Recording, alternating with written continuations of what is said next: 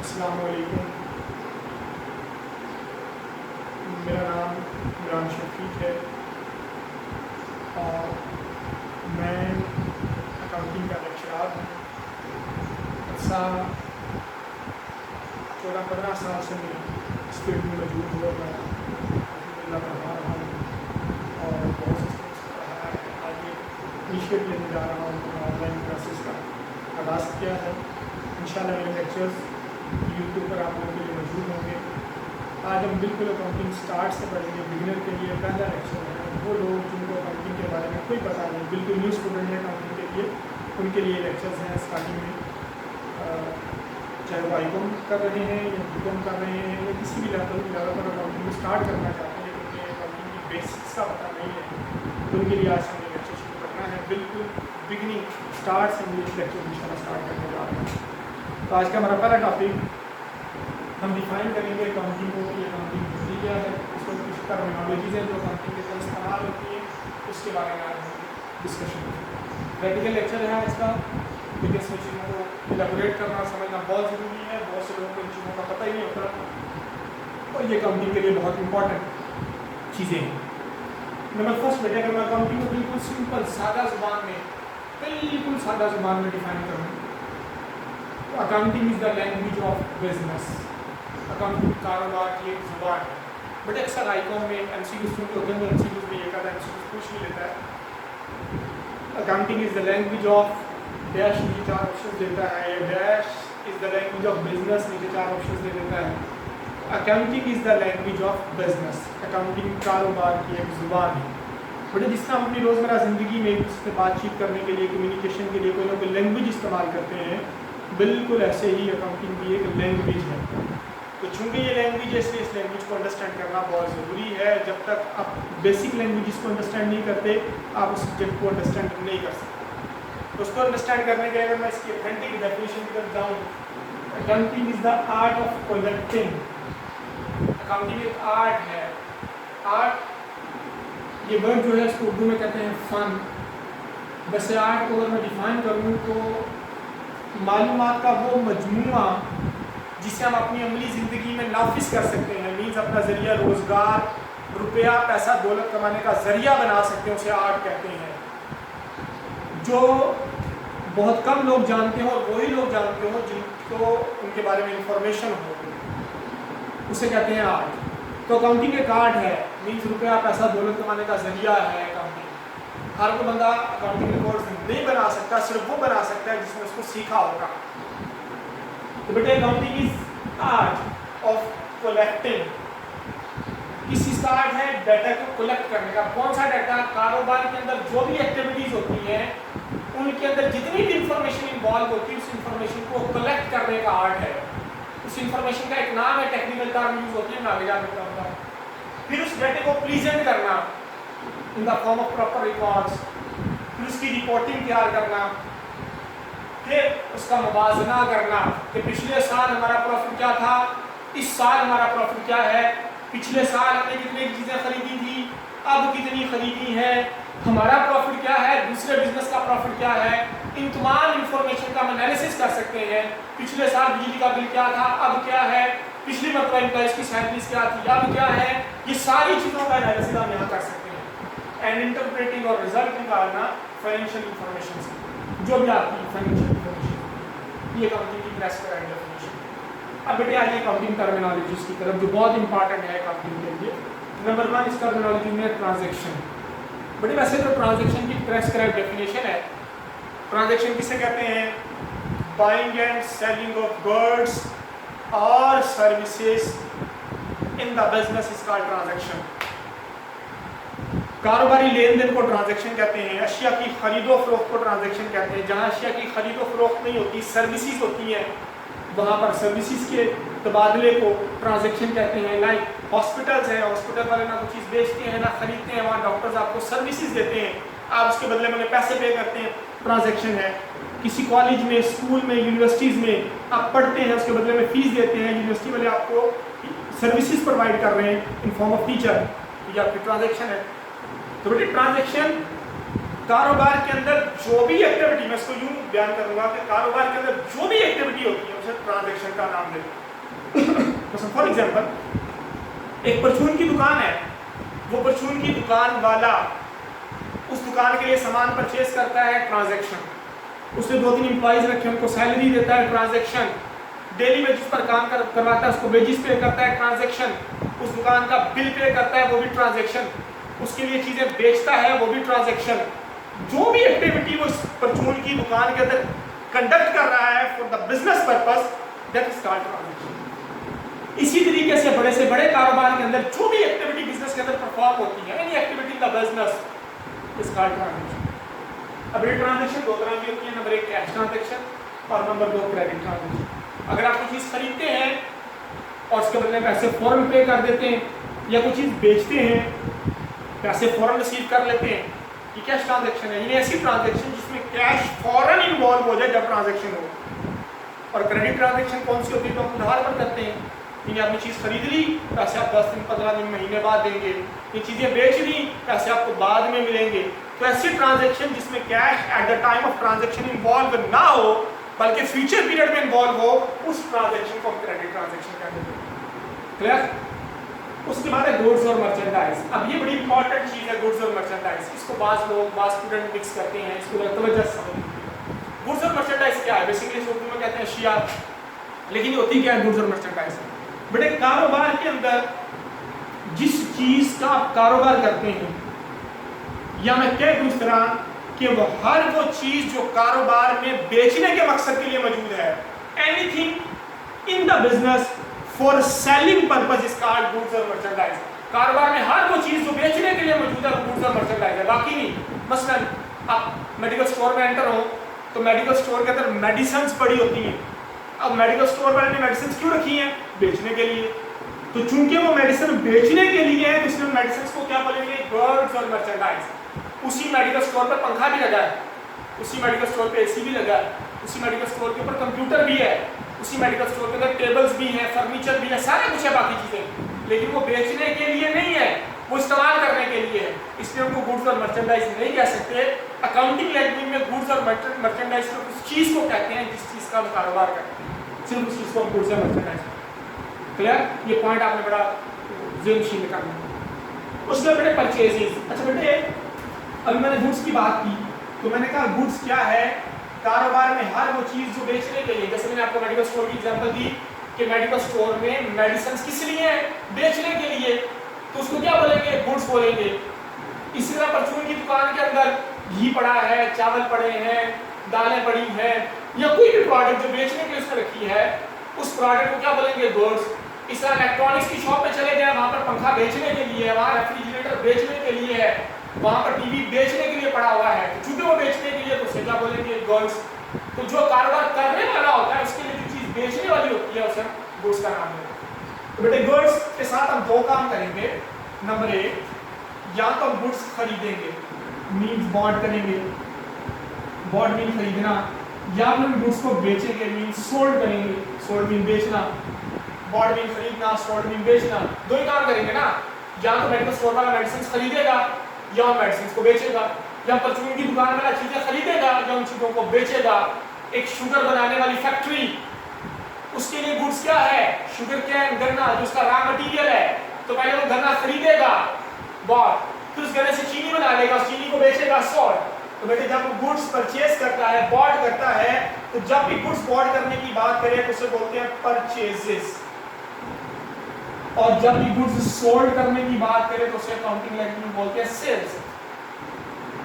तो परचेजेस का वर्ड सिर्फ किसको खरीदने के लिए होगा? गुड्स को। ऐसे नॉर्मल टर्मिनोलॉजी में परचेज का मतलब खरीदना ही होता है, कोई भी चीज खरीदना, लेकिन अकाउंटिंग में परचेजेस का मतलब कोई भी चीज खरीदना नहीं है, सिर्फ गुड्स खरीदने का नाम परचेज है और गुड्स बेचने का नाम सेल्स है। तो बेटे जब भी गुड का वर्ड यूज करें तो अपने परचेजेस लिखना है उसे, और जब भी सोल्ड गुड्स की बात करें या मर्चेंडाइज की बात करें तो उसके लिए कौन सा वर्ड यूज होना बेटे?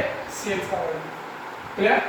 उसके बाद बेटे परचेजेस रिटर्न है और सेल्स रिटर्न है। परचेज रिटर्न को रिटर्न आउटवर्ड भी कहते हैं और सेल्स रिटर्न को रिटर्न इनवर्ड भी कहते हैं। मैं एक एग्जांपल से आपको समझाता हूं। फर्स्ट करें, मैं बिजनेस कर रहा हूं, एक परचून की दुकान है और मैंने एक कस्टमर को लेट्स सपोज जो है वो 3 पैकेट मिल्क के सेब दूध के, उसे बेचे 3 पैकेट, बेच दिए। मैंने कहा चूंकि मैं कारोबार कर रहा हूँ, गुड्स है, गुड्स मैंने कहा बेचे, तो उसे कहते हैं सेल्स, मैंने इसे नाम दे दिया सेल्स को। अब बेटे वो कस्टमर मेरा है जिसको हम चीज़ें बेच दिया, वो कस्टमर होता है, वो कस्टमर चीज़ें लेके घर गया, उसमें से 2 पैकेट खराब निकल आए, तो क्या वो 2 पैकेट अपने पास रख लेगा? तो लाके मुझे वापस करेगा कि भाई मैं आपसे दूध लेकर गया था, 2 पैकेट खराब निकल आए हैं, कैसे वापस करे? या फिर हो सकता है उसको चाहिए थे मिल्क पैक के, मैंने उसको कोई और कंपनी के दे दिए, क्वालिटी उसके म्यार के मुताबिक नहीं थी, मुझे वापस कर देगा।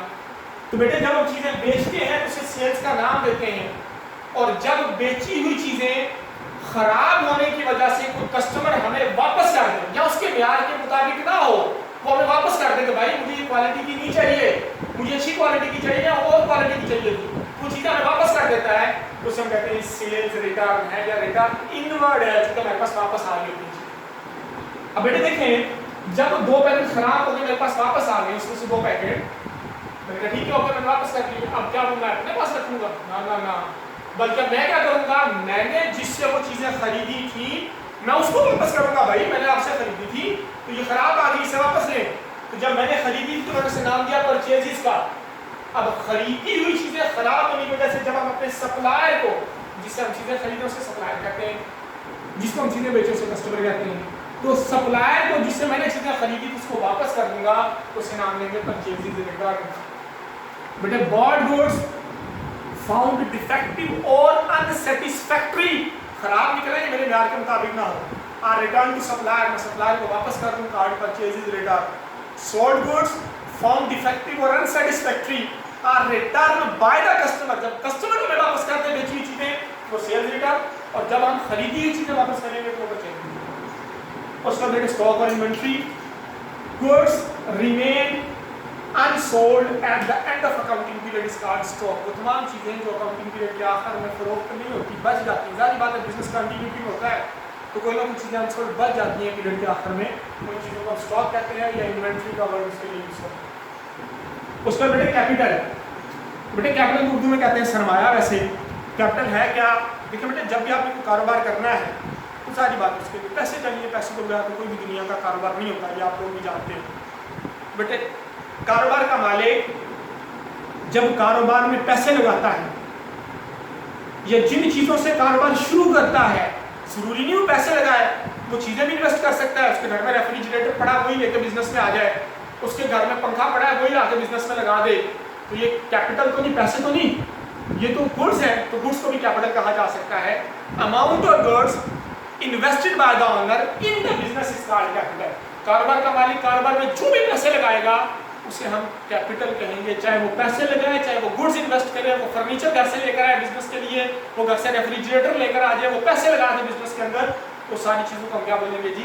कैपिटल। उसके बाद बेटे drawings, amount of goods withdrawn by the owner for his private और पर्सनल यूज। जब बिजनेस का मालिक अपने जाती इस्तेमाल के लिए, पर्सनल यूज के लिए कारोबार से पैसे निकलवाए या गुड्स विड्रॉ करके लेके घर के इस्तेमाल के लिए, जब भी बिजनेस में से बिजनेस का मालिक पैसे निकलवाता है या चीजें निकलवाता है, दोनों सूरतों में उसे बोलते हैं ड्रॉइंग्स। जब इन्वेस्ट करते हैं तो कैपिटल, और जब विड्रॉ करता है पर्सनल यूज के लिए, मैं बार बार पर्सनल यूज का वर्ड यूज कर रहा हूँ, तो जहां पर पर्सनल यूज की बात आएगी वहां पर ड्रॉइंग्स का वर्ड यूज किया जाएगा।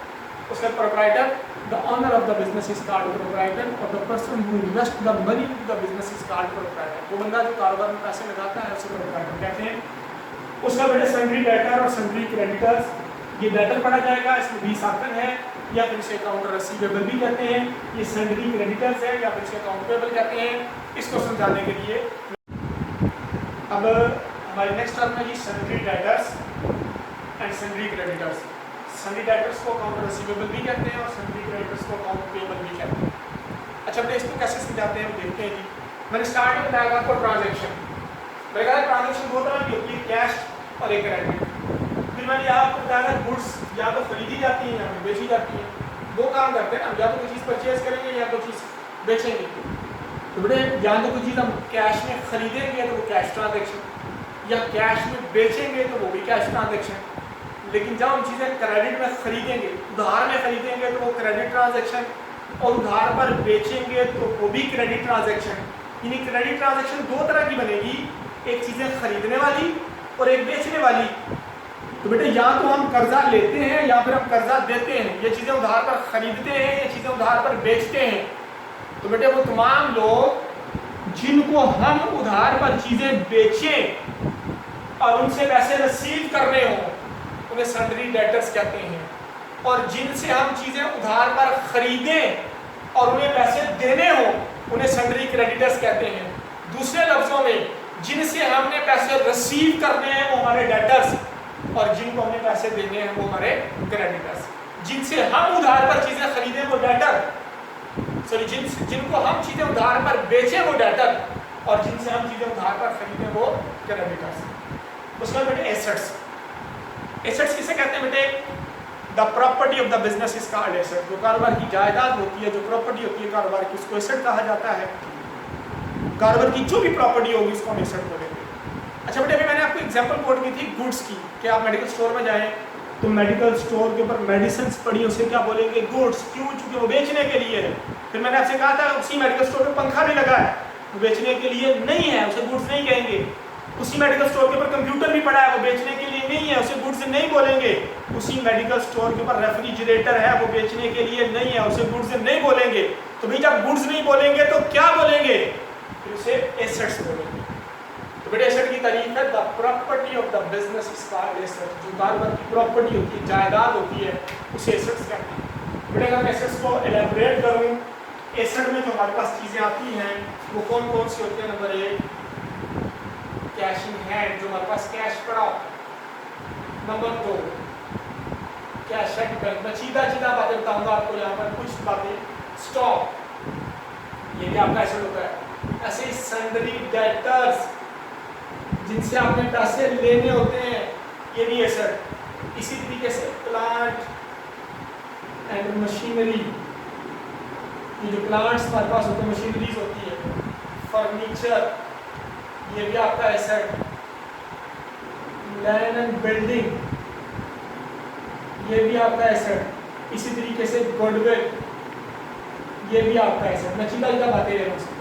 तो ये आपके एसेट्स होते हैं। अच्छा बेटे एसेट की दो तरह की कैटेगरीज होती हैं। एक कैटेगरी में करंट और फिक्स एसेट होते हैं, और एक कैटेगरी में टेंजिबल और इंटेंजिबल एसेट होते हैं। करंट एसेट्स क्या होते हैं? All those assets which are in shape of cash और easily convertible into cash within one financial year are called current assets. वो तमाम एसेट जो या तो कैश की हालत में मौजूद हो या फिर आपने एक साल के अरसे में 12 महीने के अंदर उसे कैश में आसानी से तब्दील कर सकते हो। आसानी से, वर्ड है इजीली कन्वर्टिबल इनटू कैश, आसानी से तब्दील हो सकते हो, उन्हें करंट एसेट बोलेंगे। And all those assets which are not current asset, तो करंट एसेट नहीं होते, मींस ना तो कैश की हालत में मौजूद हो और ना ही अपने एक साल के अरसे में कैश में तब्दील कर सकते हो, उन्हें फिक्स एसेट कहते हैं। लाइक अगर मैं जैसे आपको बताऊं तो कैश इन हैंड आपका करंट एसेट है, कैश एट बैंक आपका करंट एसेट है, स्टॉक आपका करंट एसेट होता है क्योंकि आप चीजें कभी भी बेच सकते हैं साल के अंदर। डेटर्स, जिनसे आपने पैसे लेने होते हैं, ये करंट एसेट होता है। क्यों? क्योंकि नॉर्मली जब भी आप चीजें उधार पर बेचते हो तो क्रेडिट पीरियड 90 डेज का होता है, 3 महीने का, लेकिन ये ज्यादा से ज्यादा भी होगा तो साल इससे ज्यादा का क्रेडिट पीरियड नहीं होता।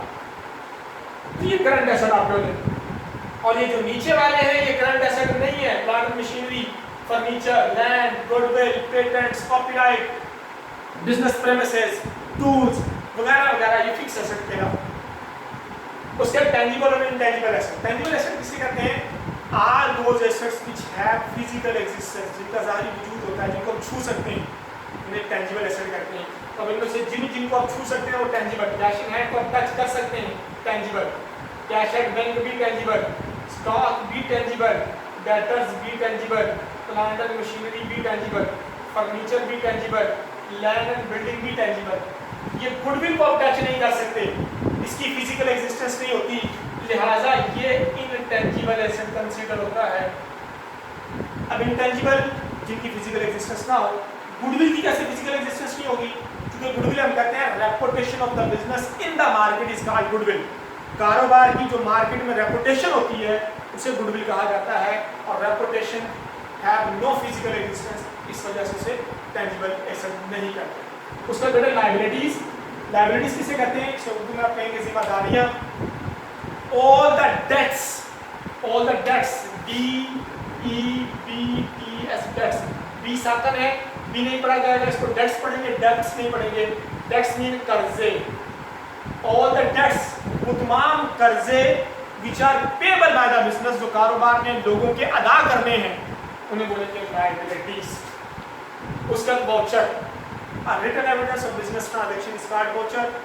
कारोबारी ट्रांजैक्शन को बुक्स ऑफ अकाउंट्स में रिकॉर्ड तब करते हैं जब उसके रिटन एविडेंस अवेलेबल हो। कोई भी ट्रांजैक्शन बगैर रिटन एविडेंस के बुक्स ऑफ अकाउंट्स में रिकॉर्ड नहीं की जाती। तो लिहाजा हर कारोबारी ट्रांजैक्शन का, चाहे आपने चीज़ें खरीदी हैं, बेची हैं, एक्सपेंस किए हैं या कोई भी एक्टिविटी की है, कारोबार की ट्रांजैक्शन हुई है, उसका रिटन एविडेंस होना ज़रूरी है। उसके रिटन एविडेंस को वाउचर कहते हैं। अब बाजार से किताब परचेज करते हैं, बुक सेंटर वाला उसकी एक रसीद बनाकर देता है, वही वाउचर है। आज तो बिजनेस के अपने वाउचर्स होते हैं, जिसमें CRV कैश रिसीट वाउचर है, CPV कैश पेमेंट वाउचर होते हैं, बैंक पेमेंट वाउचर होते हैं, बैंक रिसीट वाउचर्स होते हैं। उतनी डिटेल में भी नहीं जाते। सिर्फ फिलहाल वाउचर क्या है? Written evidence of business transaction card voucher. आप पेट्रोल पंप से पेट्रोल डलवाएं तो आपको रसीद बनाकर देगा, वो जो रसीद है वो एविडेंस है कि आपने वहाँ से पेट्रोल डलवाया है, वो आपका वाउचर है। आप कॉलेज में फीस जमा कराते हैं, कॉलेज वाले आपको रसीद देते हैं, वो इस बात का सबूत है कि आपने कॉलेज में फीस जमा कराई है, वो वाउचर है। आप देखिए discount, concession given by the seller to the buyer, इसका डिस्काउंट, चीज़ें बेचने वाला, चीज़ें खरीदने वाले को जो राइट देता है उसे डिस्काउंट कहते हैं, हम सब लोगों को पता है। लेकिन अकाउंटिंग में डिस्काउंट दो तरह का होता है बेटे, एक ट्रेड डिस्काउंट और एक कैश डिस्काउंट। अब ट्रेड डिस्काउंट क्या होता है? ऐसा डिस्काउंट जो आपको कैश ट्रांजैक्शंस के ऊपर मिले और जैसे ही ट्रांजैक्शन हो फौरन चीज़ें बेचने वाला आपको डिस्काउंट दे दे, उसे कहते हैं ये कैश डिस्काउंट है। मसलन ट्रेड डिस्काउंट है। मसलन फॉर एग्जांपल, आप दुकानदार के पास एक बुक परचेज करने के लिए जाते हैं, दुकानदार से कहते हैं किताब कितने की, वो कहता है जी 300 रुपये की। आप कहते हैं आपको डिस्काउंट करो, वो कहता है 250 रुपये दे दो, 50 रुपये मैं आपको छोड़ देता हूँ, तो आपको 250 रुपये की बुक दे दो। ये जो 250 रुपये उसने फ़ौरन आपको छोड़ेंगे, that is called trade discount. और याद रखें, ट्रेड डिस्काउंट को बुक्स ऑफ अकाउंट्स में रिकॉर्ड नहीं किया जाता। क्यों नहीं किया जाता? क्योंकि रिटन एविडेंस उस अमाउंट का होता है जो अमाउंट आपने एक्चुअली दुकानदार को दी। उसने आपको 50 का डिस्काउंट दिया, आपका रसीद बना दे, तो वो 300 की रसीद तो नहीं बना के देगा। कितने की बना के देगा? 250। उसने ऑलरेडी डिस्काउंट माइनस कर दिया। जब उसने ऑलरेडी माइनस कर दिया तो फिर उसको बुक्स ऑफ अकाउंट्स में रिकॉर्ड नहीं करें। अब कैश डिस्काउंट क्या होता है? ऐसा डिस्काउंट जो क्रेडिट ट्रांजैक्शन पर होता है, ट्रांजैक्शन होने के कुछ अरसे के बाद इन्वॉल्व होता है, उसे कहते हैं कैश डिस्काउंट। ये नॉर्मली क्या होता है कि जब हम चीज़ें उधार पर बेचते हैं तो उसका क्रेडिट पीरियड तय कर लेते हैं। तो अगर चीज़ें खरीदने वाला उस क्रेडिट पीरियड से पहले ही आपको पेमेंट कर दे, तो चूंकि उसने उस क्रेडिट पीरियड से पहले पेमेंट किया तो आप उसे कोई डिस्काउंट देते हैं, उसको कैश डिस्काउंट करते हैं। और ये ट्रांजैक्शन होने के कुछ अर्से के बाद होता है, लिहाजा इसको बुक्स ऑफ अकाउंट्स में रिकॉर्ड किया जाता है। वजह, जब आपने चीज़ खरीदी उस वक्त उसने कहा था चीज़ 4000 रुपये, आपने बुक्स ऑफ अकाउंट्स में रिकॉर्डिंग कर दी 4000 से। अब कल को जब पेमेंट होनी है तो लेट्स सपोज 3800 की पेमेंट होनी है, तो बुक्स ऑफ अकाउंट्स पूछेंगे ये बताएं बाकी 200 रुपया कहाँ है, आप उसे बताएंगे भाई जान ये डिस्काउंट का था, फिर आपको रिकॉर्ड करना है। तो कैश डिस्काउंट को बुक्स ऑफ अकाउंट में रिकॉर्ड करते हैं, ट्रेड डिस्काउंट को बुक्स ऑफ अकाउंट्स में रिकॉर्ड नहीं करते। अच्छा, रिकॉर्ड करने का मतलब ये है कि हम उसको रिकॉर्ड नहीं करते, डिस्काउंट माइनस जरूर करेंगे। अगर उसने बताया होगा तो माइनस करके अमाउंट लिखेंगे, ठीक है, लेकिन उसी वक्त लिखेंगे जब चीज़ें खरीदने और बेचने की बात होगी, ट्रेड डिस्काउंट की बात। ये बड़ी आपकी इंपॉर्टेंट टर्म्स थी जो पूरी बुक में यूज़ होनी है। और इसके अलावा सिर्फ एक बात और डिस्कस करूँगा और उसके बाद आज का टॉपिक कंप्लीट, वो है बुक कीपिंग।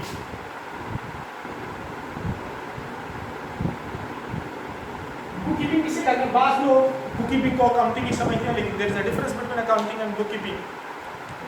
बुक कीपिंग क्या है जी? Art of recording the transaction in the books of account is called book keeping. जिस तरीके के तहत, जिस मेथड के तहत, जिस टेक्निक्स के तहत बुक्स ऑफ अकाउंट्स बनती है, उस आर्ट को, उस फन को बुक कीपिंग कहा जाता है। तो जर्नल बनना है, हर कोई बंदा जर्नल नहीं बना सकता, उसका जो आर्ट है उसको बुक कीपिंग कहते हैं। लेजर, ट्रायल बैलेंस बनाने के जो आर्ट होगा उसे बुक कीपिंग का नाम दिया जाएगा। ये आपका इंट्रोडक्टरी लेक्चर है, इसमें बेसिक कॉन्सेप्ट को मैंने डिस्कस करने की कोशिश की है। उम्मीद है आपको समझ आई होगी। किसी भी क्वेश्चन का मुझसे कॉन्टैक्ट कर सकते हैं। Thank you very much. अल्लाह हाफ़िज़।